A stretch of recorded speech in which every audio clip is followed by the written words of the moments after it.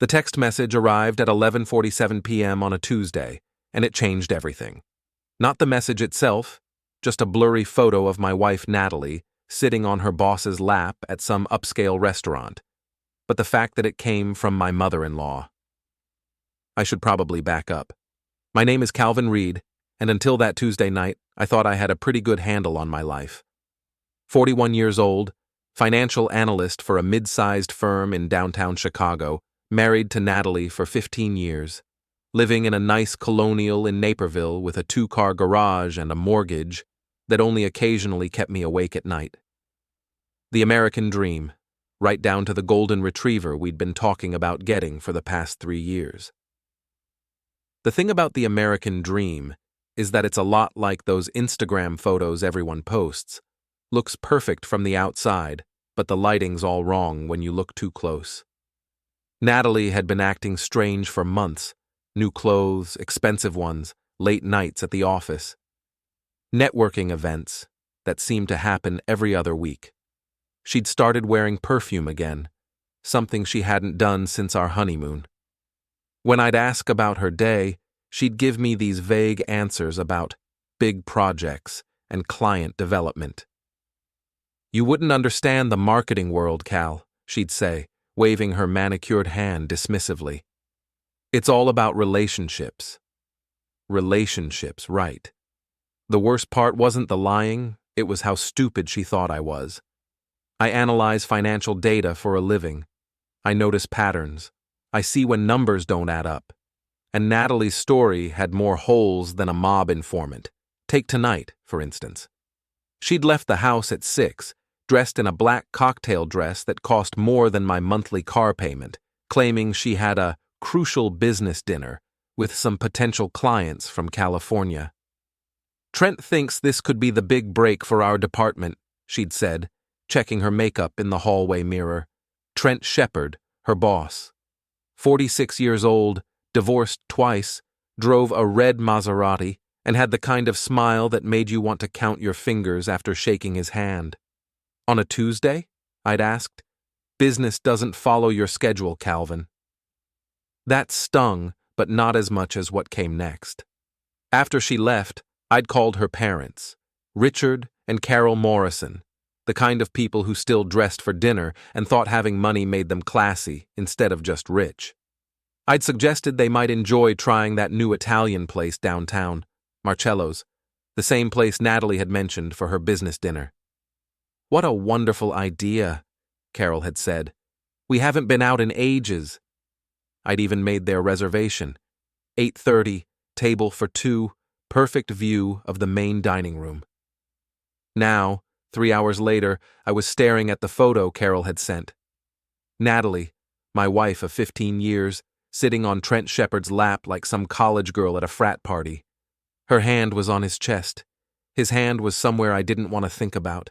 They were both laughing. The caption read, "Calvin, I'm so sorry. We had no idea." My phone buzzed again. This time it was Richard. "Son, we need to talk. Can you meet us for coffee tomorrow morning, early?" I set the phone down and walked to the kitchen, poured myself 3 fingers of bourbon, then 3 more. The house felt different now, like I was seeing it for the first time. All of Natalie's little changes suddenly made sense. The new throw pillows, the expensive candles, the way she'd been rearranging furniture, making everything look more sophisticated. She'd been preparing to trade up. I was halfway through my second drink when I heard her key in the front door. It was 12:15 a.m. I stayed in the kitchen, listening to her heels click across the hardwood floor. "Cal, you still up?" "In here." She appeared in the doorway, still wearing the black dress, her makeup slightly smudged. She looked guilty as hell, but she was still playing the part. "How was your evening?" she asked, kicking off her heels. "Educational. How about yours? Did you close that big deal?" "We're getting close. Trent thinks we'll have an answer by the end of the week." She moved to the refrigerator, not looking at me. "These California clients are very demanding." "I bet they are." Something in my tone must have registered because she turned around, studying my face. "Is everything okay? You seem off. I pulled out my phone and showed her the photo. Watched her face go through a series of expressions: shock, panic, anger, and finally, defiance. "It's not what it looks like," she said. "Really? Because it looks like you're sitting on your boss's lap in a restaurant while your parents watch from across the room." "Your parents called mine?" "I called them. Suggested they try Marcello's. Funny coincidence, right?" She crossed her arms, and I could see her switching tactics. Natalie had always been good at reading a room, figuring out which approach would work best. It's what made her good at marketing and, apparently, good at cheating. "Okay, fine. Yes, Trent and I have gotten close, but it's not some sordid affair, Calvin. We connect on a professional level. He understands my ambitions." "Your ambitions to sit on his lap? Don't be crude." "Crude? Natalie, you're having an affair with your married boss, and I'm being crude? He's getting divorced." "For you?" She didn't answer, which was answer enough. I finished my bourbon and set the glass down carefully. "How long?" "Calvin." "How long, Natalie?" 3 months. 3 months. I thought about the last 3 months. The new clothes. The late nights. The way she'd started picking fights over nothing, probably to justify what she was doing.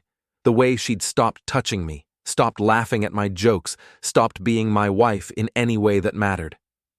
"I want you to pack a bag," I said. "What?" "Pack a bag. Stay at your sister's tonight. We'll figure out the rest tomorrow." "You're throwing me out?" "I'm giving you space to think about what you want. Because clearly, it's not this." I gestured around the kitchen at the life we'd built together. "Calvin, let's talk about this. We can work through—" "No."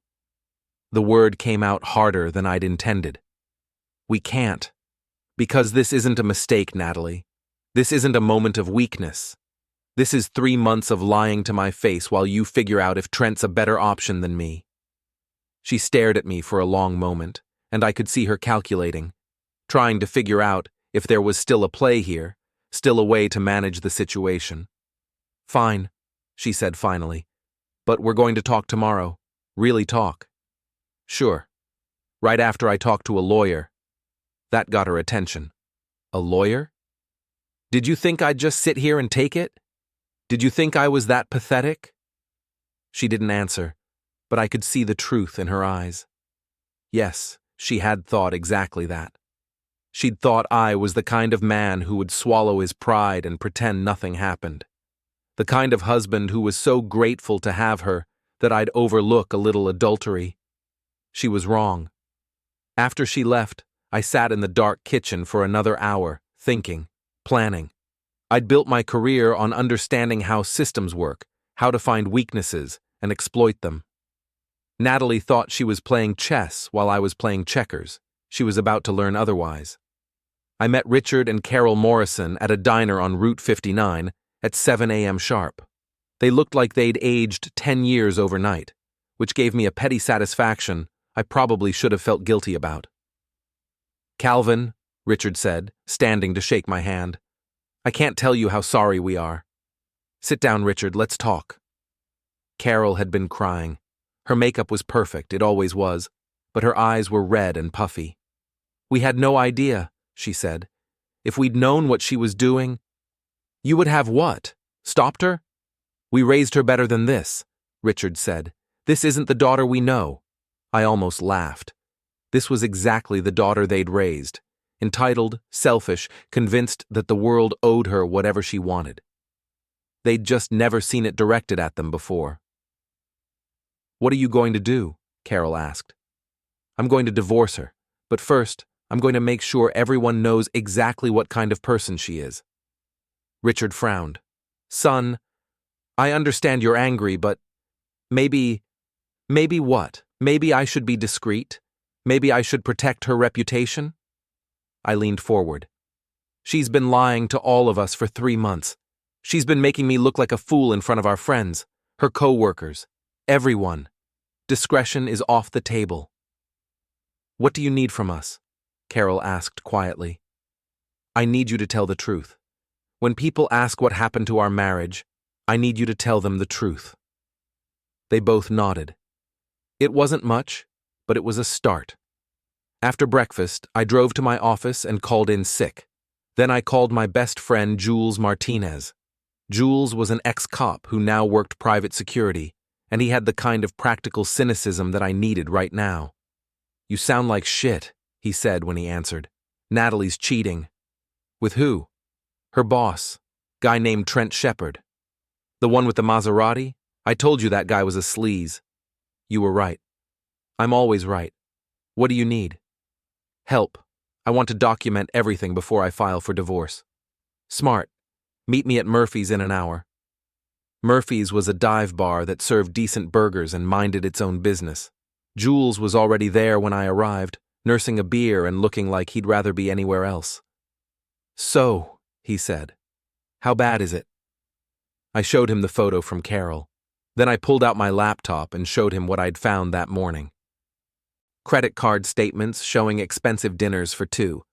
Hotel charges in downtown Chicago when Natalie was supposedly working late. Receipts for lingerie I'd never seen. "She's not very careful," Jules observed. "She didn't think she needed to be." "You got access to her phone records?" "We share a plan. I'm the primary account holder." Jules grinned. "Beautiful. What about his?"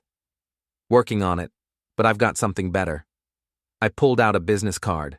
"Lana Shepard, Trent's wife. I called her this morning." "You what?" "I called her. Told her I had some information she might find interesting about her husband's business practices." "Jesus, Cal, you're playing with fire." "Good. Maybe it's time I burned some things down." We spent the next 2 hours going through everything I'd collected. Phone records showing dozens of calls between Natalie and Trent, usually late at night. Credit card charges that painted a clear picture of an affair.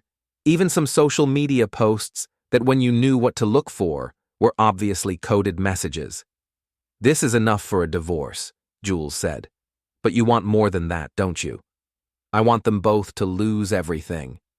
Trent's got a wife and kids, company car, expense account, the whole package. If this gets out, he's finished." "Good. And Natalie?" "Natalie's about to learn that actions have consequences." That afternoon, I met Lana Shepard at a coffee shop in downtown Wheaton. She was younger than I'd expected, maybe 35, with short blonde hair and the kind of sharp intelligence that made me wonder how she'd ended up with someone like Trent. "You're Calvin," she said, sitting down across from me. "And you're the woman whose husband is sleeping with my wife." "Allegedly." I showed her the photo. Her expression didn't change, but I saw her hands tighten around her coffee cup. "How long have you known?" she asked. "Since last night. How long have you suspected?" 6 months, maybe longer." She looked out the window. "He's done this before, but never with someone so obvious." "What do you mean?"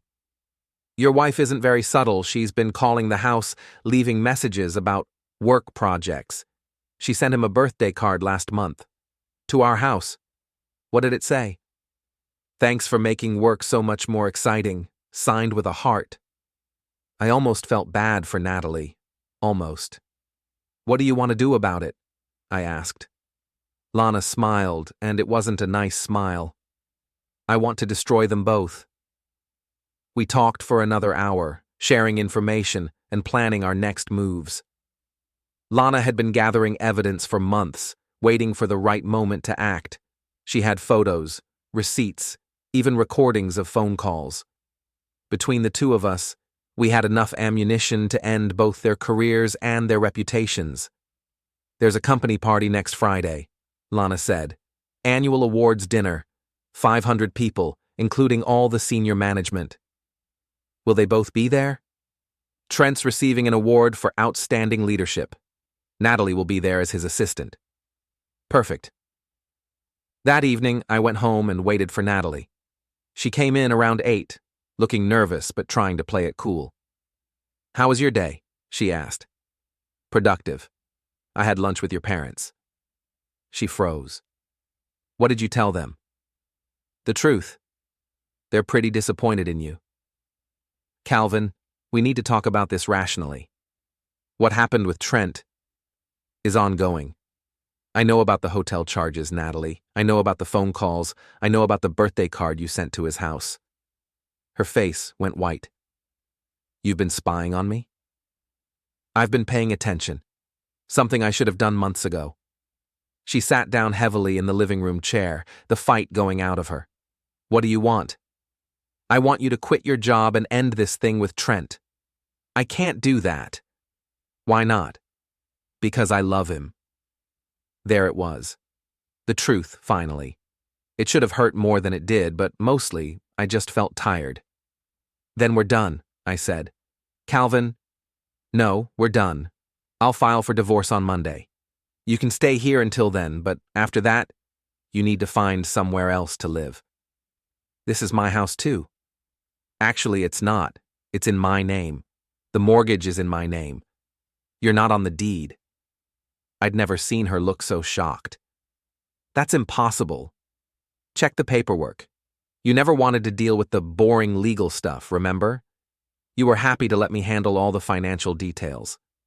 She stared at me like she was seeing me for the first time. You planned this. No, Natalie, you planned this. I'm just better at chess than you thought. Monday morning, I called Natalie's company and asked to speak with HR. I didn't give my name, just said I had some concerns about supervisor conduct that might violate company policy. What kind of concerns? The HR representative asked. Romantic relationships between supervisors and subordinates, specifically Trent Shepard and one of his direct reports. I see. Can you provide any documentation? I can do better than that. I can provide photos. By Tuesday afternoon, both Trent and Natalie were called into separate meetings with HR. By Wednesday, Trent was suspended pending investigation. By Thursday, the whole company was buzzing with rumors. Jules called me with updates. He had a contact in the building who kept him informed. Natalie's been crying at her desk all week, he reported. Word is they're both going to be fired. Good. You sure you want to go through with the rest of this? You could just let the divorce go through quietly. I'm sure. Friday night was the company awards dinner. Lana and I had coordinated our plan down to the minute. She would arrive with Trent, play the supportive wife until the moment was right. I would be waiting in the hotel bar, ready to make my entrance. At 8:30, Lana texted me. They're both here. Trent's drinking heavily. Natalie looks nervous. At 9 o'clock, Trent just got his award. He's giving a speech about integrity and leadership. At 9:15. Now. I walked into the ballroom just as Trent was finishing his speech. 500 people in formal wear, all applauding politely. I spotted Natalie at a table near the front, wearing a red dress I'd never seen before. Lana was already moving. She walked up to the podium, took the microphone from her husband, and smiled at the crowd. Thank you all for honoring my husband tonight, she said. I think it's wonderful that the company recognizes outstanding leadership and integrity. In fact, I'd like to share some examples of Trent's leadership in action. She pulled out her phone and connected it to the presentation system. The first photo appeared on the screen behind her, Trent and Natalie kissing in the parking garage. The room went silent. This is my husband demonstrating his mentoring skills with his subordinate, Natalie Reed, Lana continued. As you can see, he really goes above and beyond for his employees. The next photo showed them entering a hotel together, and here he is conducting a very private performance review.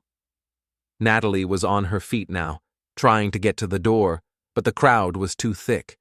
Trent was standing frozen at the podium, his face the color of raw beef.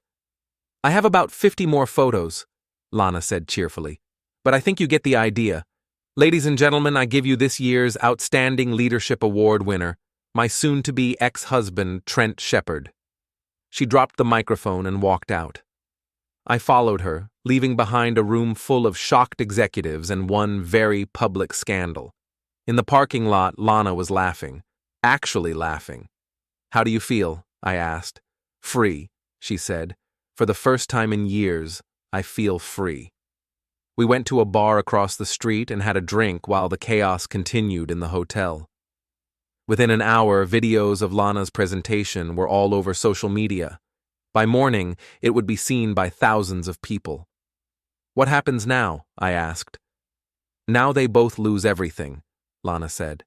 "Trent will be fired, blacklisted in the industry. The divorce will be ugly, but I'll get most of the assets. And your wife, my soon-to-be ex-wife, she'll be unemployable. No marketing firm in Chicago will touch her after this." It was cruel, maybe, but it was also justice. Natalie didn't come home that night, or the next night. On Sunday, she finally showed up to collect her things. She looked like she'd been crying for days. "I hope you're happy," she said, stuffing clothes into suitcases. "I'm getting there." "You destroyed my life." "No, Natalie, you destroyed your life. I just made sure everyone could see it. Trent and I, we really loved each other." Past tense? She didn't answer, which was answer enough. Trent had cut off all contact the moment the scandal broke. He was probably already looking for his next victim. "Where will you go?" I asked. "My sister's, until I can figure something out." "Good luck with that." She stopped packing and looked at me. "I never thought you had it in you." "What?" "This, the planning, the revenge, all of it. I thought you were just safe." "I was safe, for you. That was my mistake." She finished packing in silence. As she was leaving, she turned back one more time. "I'm sorry, Calvin. For what it's worth, I really am sorry." "No, you're not," I said. "You're sorry you got caught. There's a difference." After she left, I sat in my kitchen with a beer and thought about the last 2 weeks. It should have felt like a victory, but mostly I just felt empty. 15 years of marriage, gone. The life I'd planned, destroyed. But for the first time in months, the house felt like mine again. The divorce proceedings were uglier than I'd expected, but not in the way I'd feared. Natalie's lawyer was good, but he was working with a bad hand. The evidence of her affair was overwhelming, and Illinois had recently changed its divorce laws to consider adultery in property division. "Your client is going to get very little," my lawyer told me after a particularly brutal session. "The house, most of the assets, even her retirement account, it's all going to you." "What about alimony?" "Given the circumstances? Unlikely. She's young, educated, employable, theoretically." The theoretically was the problem. Lana's public humiliation had worked better than we'd hoped. The video of her presentation had gone viral, shared thousands of times across social media. Natalie had become the poster child for workplace affairs gone wrong. Every marketing firm in Chicago knew her name, and not in a good way. Jules kept me updated on the fallout.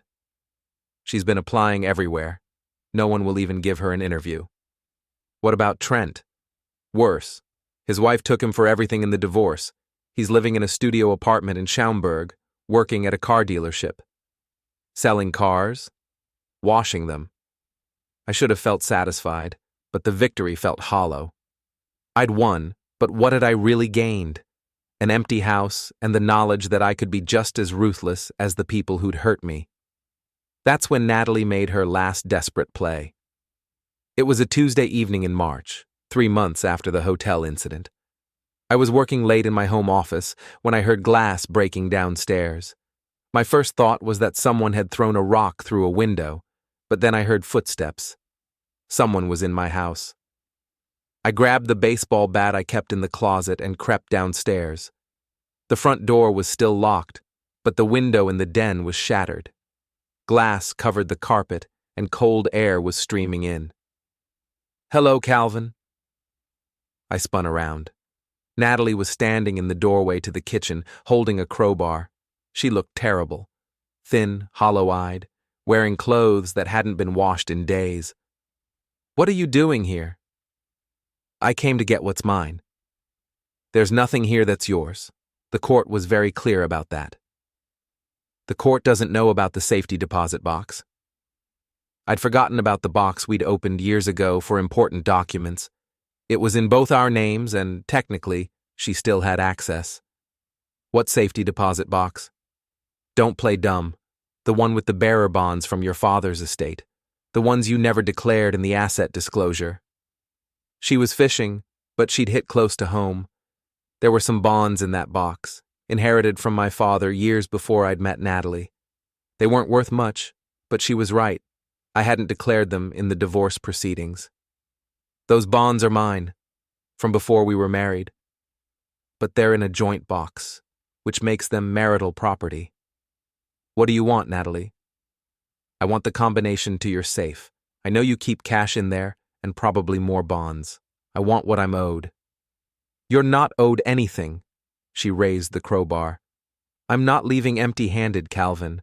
I've lost everything because of you. My job, my friends, my reputation. The least you can do is give me enough money to start over. You lost everything because you're a cheating liar. I lost everything because you couldn't handle being cuckolded with dignity. That word, cuckolded, hit me like a slap. She'd used it deliberately, knowing it would hurt. Get out of my house. Not until I get what I came for. She took a step toward me, raising the crowbar higher. I tightened my grip on the bat. You think you're so smart, she said. You think you won. But look at you. Alone in this big empty house, no friends, no life. You destroyed me, but you destroyed yourself too. Maybe, but at least I can live with what I did. Can you? Can you really live with knowing that you ruined two people's lives over a stupid affair? It wasn't stupid to me. We stared at each other across the kitchen, two people who'd once promised to love each other forever, now ready to commit violence for the sake of pride and money. Then I heard sirens. Natalie heard them too. Her eyes went wide. You called the police? Silent alarm. Triggered when you broke the window. She looked toward the front door, calculating whether she could make it out before the cops arrived. The sirens were getting closer. This isn't over, she said. Yes, it is. She dropped the crowbar and ran for the back door. I let her go. The police could catch her if they wanted to, but I was done chasing Natalie Morrison Reed. The cops arrived 2 minutes later. I gave them a statement, showed them the broken window and the crowbar. They took photos and filed a report, but they didn't seem optimistic about catching her.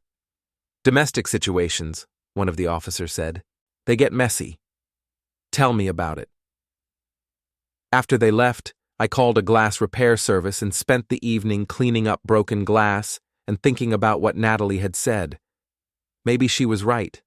Maybe I had destroyed myself along with her and Trent. But as I swept up the last of the glass, I realized something. I didn't care. For the first time in years, I was living my life on my own terms.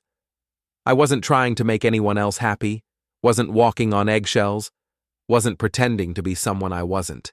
It was terrifying and liberating at the same time. Summer came and went. The divorce was finalized in August, with Natalie getting almost nothing. She'd moved back in with her parents, who were publicly supportive but privately humiliated by their daughter's behavior. I threw myself into work, got a promotion, started dating a woman named Jennifer who worked in accounting. She was kind, funny, and refreshingly honest about what she wanted from life. We took things slow, both of us carrying baggage from previous relationships. I thought the Natalie chapter of my life was closed.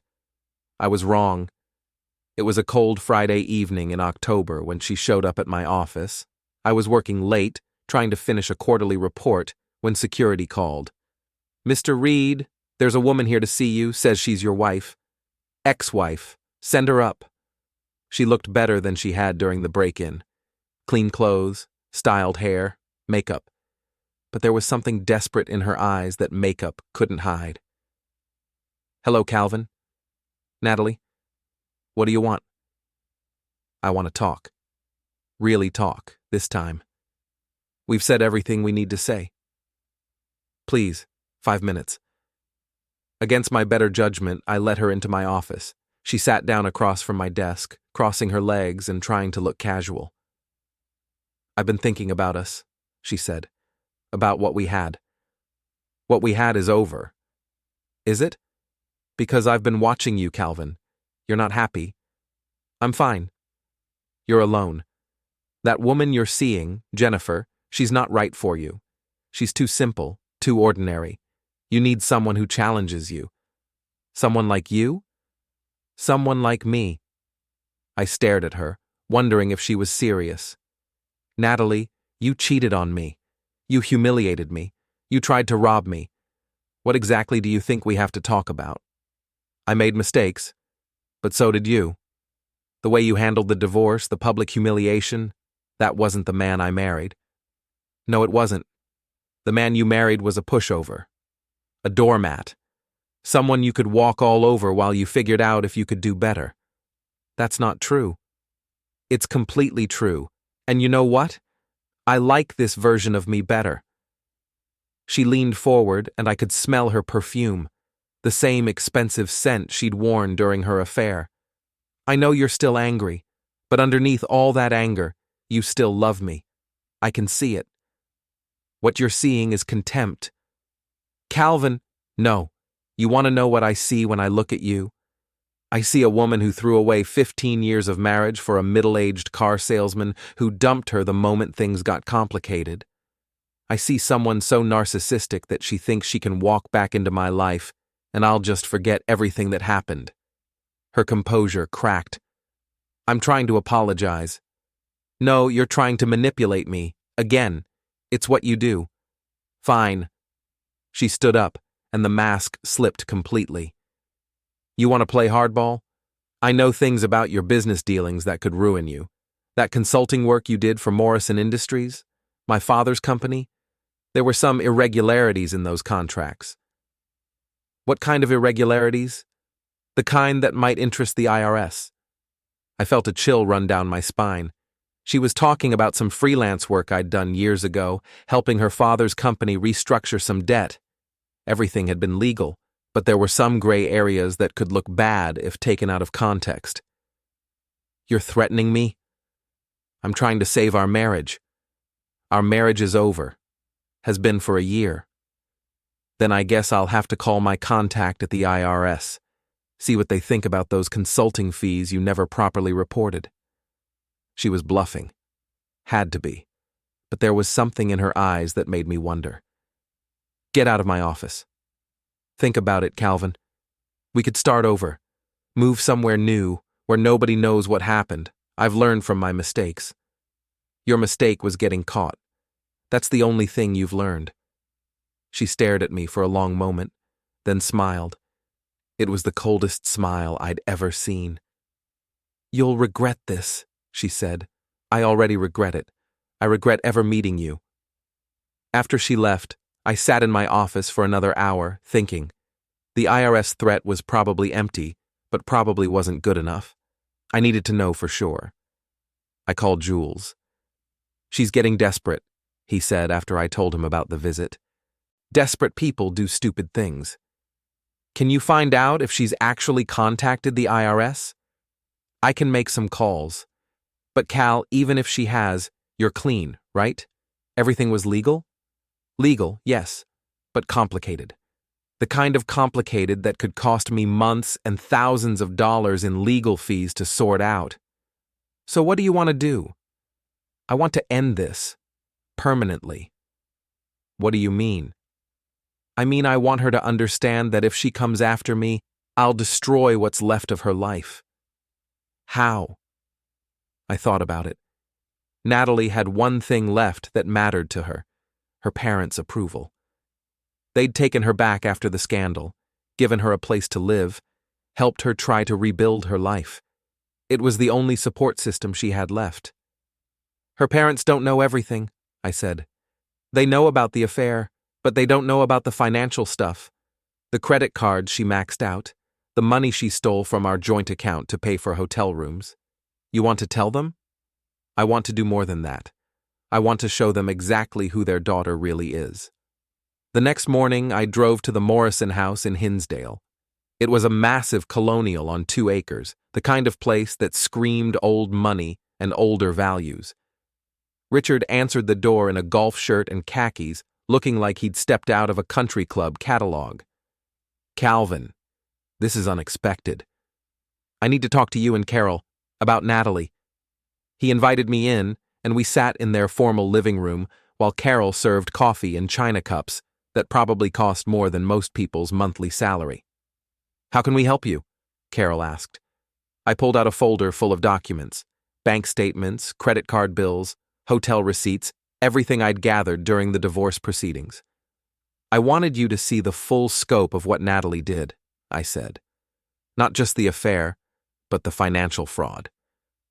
Richard's face went pale as he looked through the papers. "She stole from you?" "Repeatedly. Over the course of 6 months, she took almost $30,000 from our joint accounts to fund her affair. Hotel rooms, expensive dinners, gifts for Trent, all paid for with money she took from our savings." Carol set down her coffee cup with shaking hands. "We had no idea." "There's more." I showed them the credit card statements. "She opened cards in my name, ran up massive debts. I'm still paying them off." "Why are you showing us this?" Richard asked. "Because she came to see me yesterday. She threatened to make false accusations to the IRS unless I took her back." "She what?" "She's desperate, Richard, and desperate people do desperate things. I need you to understand that I'm not the villain in this story. Your daughter destroyed our marriage, stole from me, and now she's trying to extort me." They sat in silence for several minutes, processing what I'd told them. "What do you want from us?" Carol finally asked. "I want you to talk to her. Make her understand that if she continues down this path, I'll press charges for theft and fraud. She could go to prison." "You'd really do that?" "To protect myself? Yes. I've tried to be civil, tried to let her rebuild her life, but I won't let her destroy mine." Richard nodded slowly. "We'll talk to her." "Good. Because if she contacts me again, if she makes any more threats, I'm going straight to the police." I left them with copies of all the documents and drove home feeling like I'd finally drawn a line in the sand. The confrontation came sooner than I'd expected. That evening, I was having dinner with Jennifer at a nice restaurant in downtown Naperville when Natalie burst through the front door like an avenging angel. She was drunk, disheveled, and furious. "There he is!" she shouted, pointing at me. "The man who destroyed my life!" The entire restaurant went quiet. Jennifer grabbed my arm. "Who is that?" "My ex-wife." Natalie stumbled over to our table, swaying on her feet. "Did you enjoy talking to my parents, Calvin? Did you enjoy poisoning them against me?" "Natalie, you're drunk. Go home." "Home? What home? They kicked me out. My own parents kicked me out because of your lies." "They weren't lies. You manipulative bastard. You couldn't just let it go, could you? You had to take everything from me." She grabbed a wine glass from a nearby table and threw it at me. I ducked, and it shattered against the wall behind us. "Ma'am, I'm going to have to ask you to leave," the manager said, approaching our table with 2 servers. "I'm not going anywhere until I get what's owed to me." "You're not owed anything," I said, standing up. "You made your choices, Natalie. Deal with the consequences." "Consequences? You want to talk about consequences?" She pulled out her phone. "I've got photos, Calvin. Photos of you with that IRS agent you bribed to overlook those consulting fees." Jennifer looked at me in confusion. "What is she talking about?" "She's lying," I said. "She's desperate and she's lying." "Am I?" Natalie held up her phone, showing a blurry photo of me shaking hands with a man in a suit. "This is Agent Morrison, no relation, from the Chicago IRS office. You paid him $5,000 to bury the investigation into your tax irregularities." The photo was real, but it wasn't what she was claiming. The man was an IRS agent, but I'd never bribed him. We'd met to discuss my legitimate concerns about the audit, and I'd paid him nothing. But the photo, taken out of context, looked damning. "That's not what happened," I said. "Prove it." The restaurant was silent now, everyone staring at us. Jennifer was looking at me like she didn't know who I was. "Calvin," she said quietly, "is this true?" No, she's lying. Then why do you look so scared? Because I was scared. Scared that even if I could prove my innocence, the accusation alone would destroy my career. Scared that Natalie had finally found a way to hurt me that I couldn't defend against. But then I looked at her, really looked at her. She was desperate, drunk, and falling apart. Her hair was unwashed, her clothes were wrinkled, and she was swaying on her feet like she might collapse at any moment. This wasn't the confident, manipulative woman I'd married. This was someone who'd lost everything and was making a last, pathetic attempt to drag me down with her. "You know what, Natalie?" I said, sitting back down. "Go ahead. Send that photo to whoever you want. Call the IRS. Call the newspapers. Call anyone who'll listen." "What?" "You heard me. Do your worst. Because you know what I've realized? You've got nothing. That photo proves nothing. Your accusations are baseless, and everyone who matters already knows exactly what kind of person you are. Calvin, you're a liar, a cheater, and a thief. Your own parents don't want anything to do with you. Your friends abandoned you. Your lover dumped you the moment things got difficult. And now you're standing in a restaurant, drunk and desperate, making threats you can't back up." She stared at me, and I could see the fight going out of her. "You destroyed my life," she whispered. "No, Natalie, you destroyed your own life. I just made sure everyone could see it." She stood there for another moment, swaying slightly, then turned and walked out of the restaurant. I watched her go, feeling a mixture of pity and relief. "Is it over?" Jennifer asked. "Yeah," I said. "I think it is." The manager came over to apologize for the disturbance and comp our meal. The other diners gradually returned to their conversations. Life went on. 3 days later, Jules called with news. "She's gone," he said. "Gone where?" "Left town, packed up what was left of her stuff and drove west. Her sister said she's going to try to start over in California. Good for her.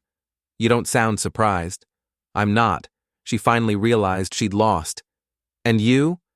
How do you feel?" I thought about it. Free. A week later, I got a letter from Natalie. No return address, postmarked from Denver.